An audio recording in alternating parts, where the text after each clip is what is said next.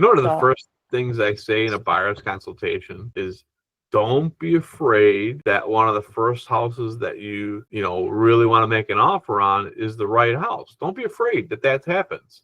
Don't feel like you have to see 100 houses because that's not always the case. Like you might see one of the first few houses that might be that house for you, right?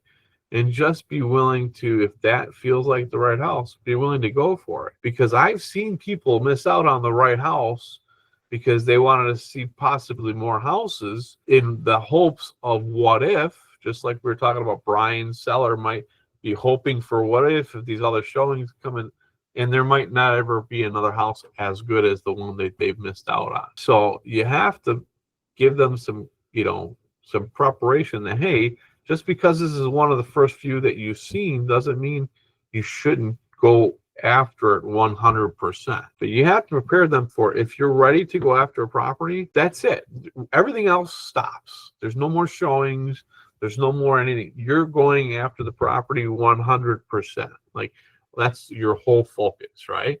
Because you need to be committed to doing what it takes to get the property, because 1,000 here, 1,000 there should not make a difference if you're buying your home. It's not an investment, right? We're not talking about investment property. We're talking about the place you're going to live for the next 5 years, let's say.